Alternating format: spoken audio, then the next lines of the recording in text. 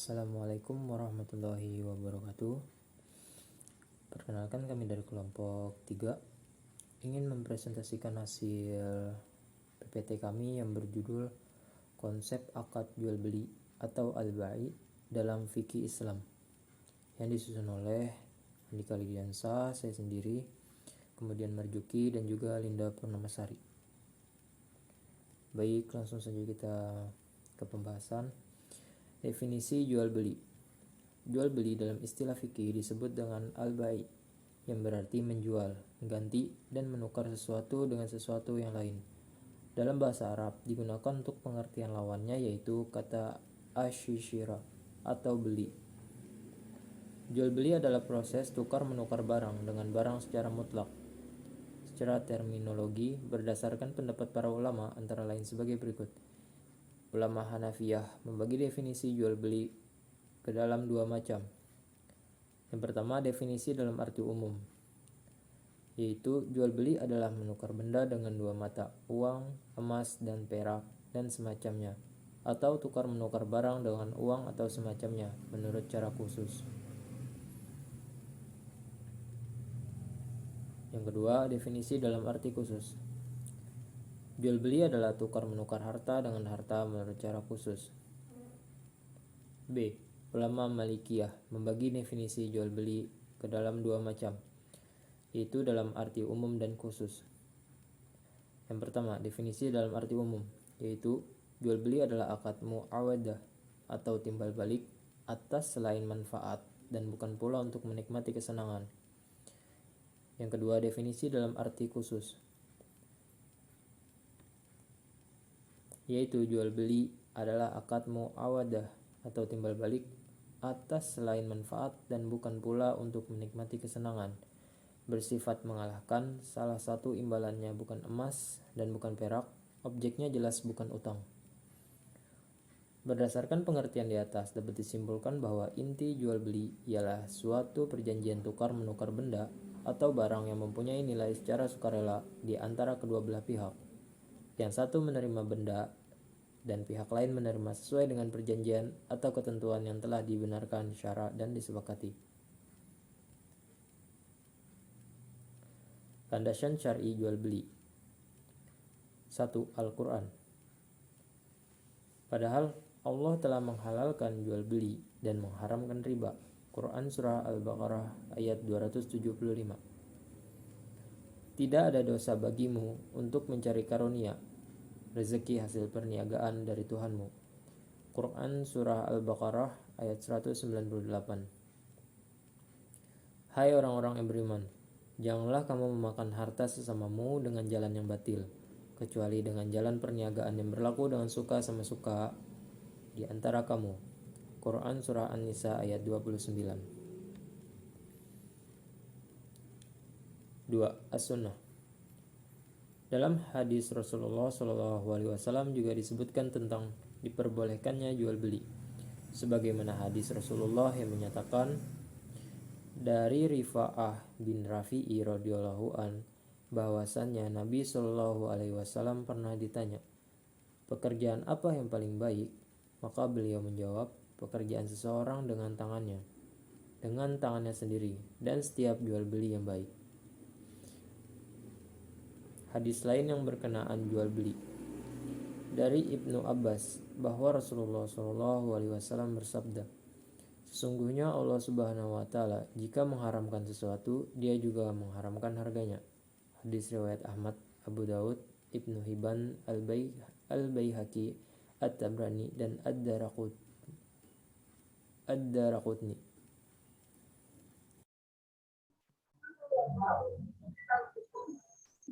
Assalamualaikum warahmatullahi wabarakatuh. Perkenalkan, saya Linda Purnamasari akan melanjutkan pembahasan dari tema saya, landasan syar'i jual beli atau al-bai. 3 landasan ijma. Para ulama fikih dari dahulu sampai sekarang telah bersepakat bahwa jual beli itu diperbolehkan jika di dalamnya telah terpenuhi rukun dan syarat. Alasannya karena manusia tidak bisa memenuhi kebutuhan hidupnya tanpa bantuan orang lain. Alasan inilah yang kemudian dianggap penting karena dengan adanya transaksi seseorang dapat dengan mudah memiliki barang yang diperlukan dari orang lain. Selain itu, berdasarkan dasar hukum sebagaimana penjelasan di atas, bahwa jual beli itu hukumnya adalah mubah, yang artinya jual beli itu diperbolehkan asalkan di dalamnya memenuhi ketentuan yang ada dalam jual beli. Oleh karena itu, praktik jual beli yang dilakukan manusia sejak masa Rasulullah SAW hingga saat ini menunjukkan bahwa umat telah sepakat akan disyariatkannya jual beli.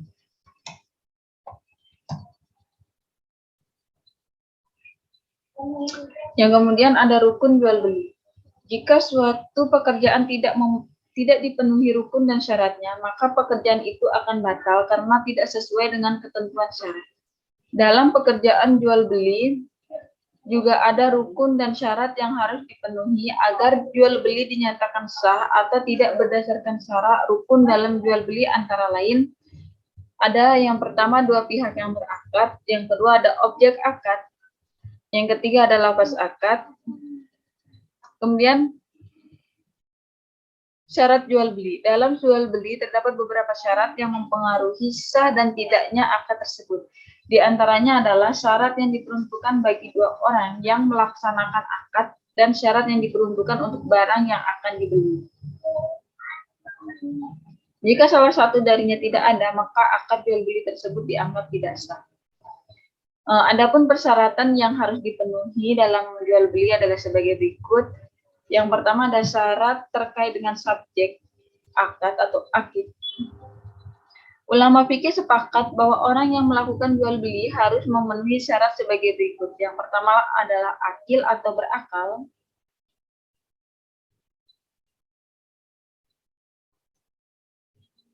Yang kedua ada kehendak sendiri. Yang ketiga ada tidak pemboros atau tidak mubazir.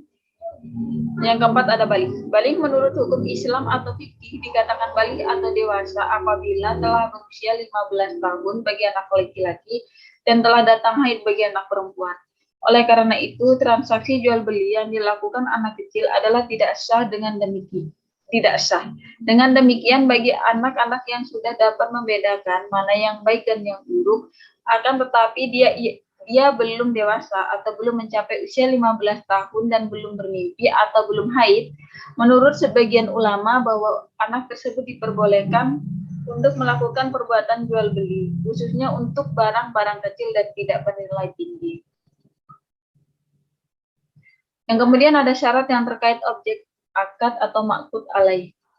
Objek atau benda yang menjadi sebab terjadinya transaksi jual beli dalam hal ini harus memenuhi syarat-syarat sebagai berikut. Yang pertama ada suci atau bersih barangnya, yang kedua ada dapat dimanfaatkan, yang ketiga ada milik yang melakukan akad. Maksudnya adalah bahwa orang yang melakukan transaksi jual beli atas suatu barang adalah pemilik sah dari barang tersebut, atau orang yang telah mendapatkan izin dari pemilik sahnya barang tersebut. Dengan demikian, jual beli barang oleh seseorang yang bukan pemilik sah atau berhak berdasarkan kuasa si pemilik sah dipandang sebagai jual beli yang batal. Yang kedua, ada dapat diserahkan. Maksudnya adalah bawaan barang yang ditransaksikan dapat diserahkan pada waktu akad terjadi. Tetapi hal itu tidak berarti bahwa harus diserahkan seketika. Yang kemudian dapat diketahui barangnya, maksudnya adalah barang yang diketahui oleh penjual dan pembeli, yaitu mengenai bentuk, takaran, sifat, dan kualitas barang.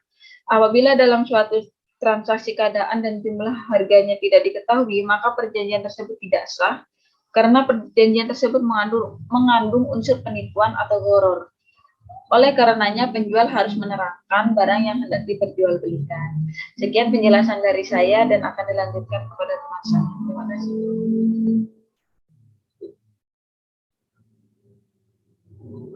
Yang kedua, ada kesepakatan ijab dengan qabul pada barang yang saling mereka rela berupa barang yang dijual dengan harga barang dan harga barang. Jika sekiranya kedua belah pihak tidak sepakat, jual beli atau akad dinyatakan tidak sah. Yang ketiga, tidak disangkutkan dengan sesuatu urusan seperti perkataan saya jual jika saya tidak pergi, dan perkataan lain yang serupa. Yang keempat, tidak berwaktu. Artinya tidak boleh berjual beli dalam tempo waktu yang tertentu atau jual beli yang sifatnya sementara waktu.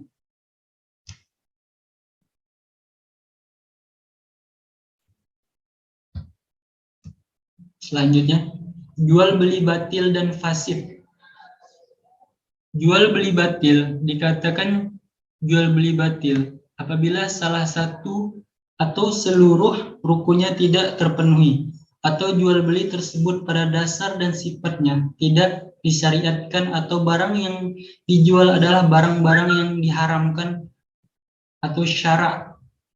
Jenis-jenis jual beli yang batil antara lain: yang pertama, jual beli yang barangnya tidak ada atau bai ma'dum. Yang kedua, jual beli yang barangnya tidak dapat diserahkan pada pembeli atau bai ma'juz taslim. Yang ketiga, jual beli yang mengandung unsur penipuan atau gharar. Yang keempat, jual beli benda-benda najis. Yang kelima, jual beli al-arbun. Yang keenam, jual beli air atau ba'i-ma.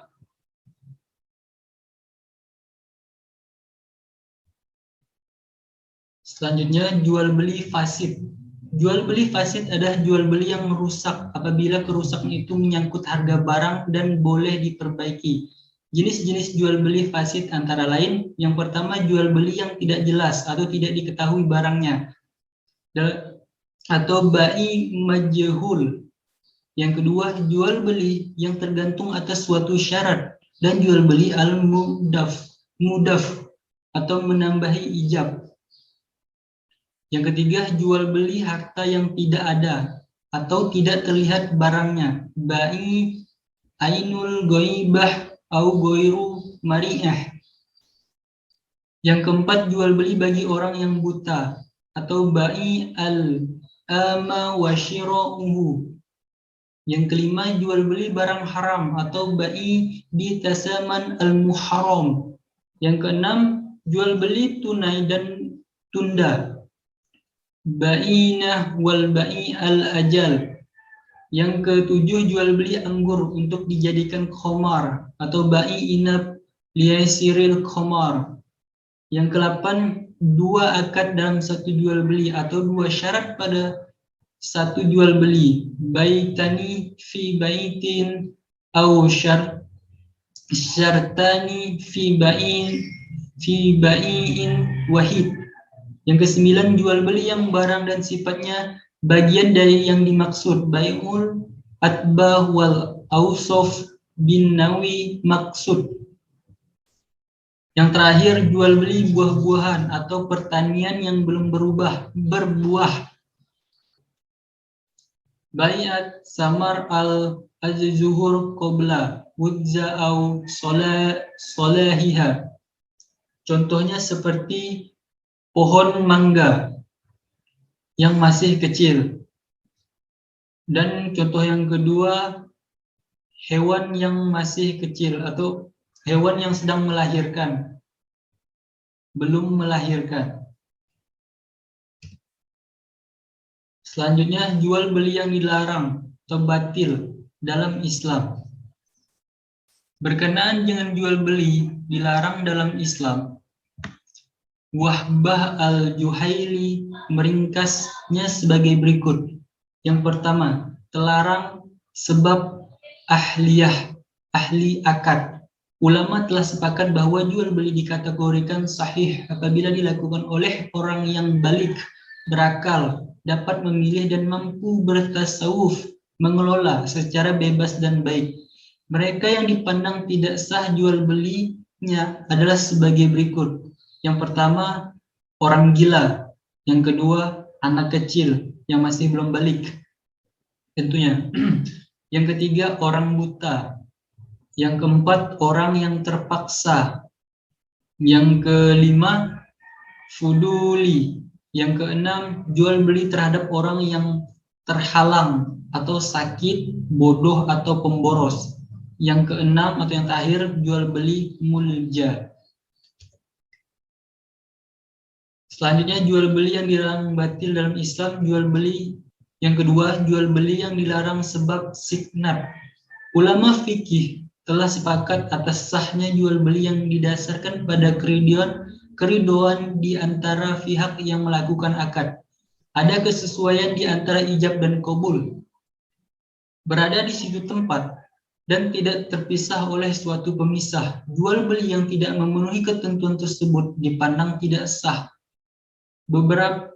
Beberapa jual beli yang dipandang tidak sah atau masih diperdebatkan oleh para ulama adalah sebagai berikut. Yang pertama, jual beli mudhah. Yang kedua, jual beli melalui surat atau melalui utusan. Yang ketiga, jual beli dengan isyarat atau tulisan. Yang keempat, jual beli barang yang tidak ada di tempat akad. Yang kelima, jual beli tidak bersesuaian antara ijab dan qabul. Yang selanjutnya, jual beli munzid. Terus yang ke-8, jual beli najasi. Yang terakhir, menawar barang yang sedang ditawar oleh orang lain. Selanjutnya yang ketiga, terlarang sebab ma'kud alaih, barang yang diperjualbelikan. Secara umum, ma'kud alaih adalah harta yang dijadikan alat pertukaran oleh orang yang akad, yang bisa disebut mabih atau barang jualan dan harga.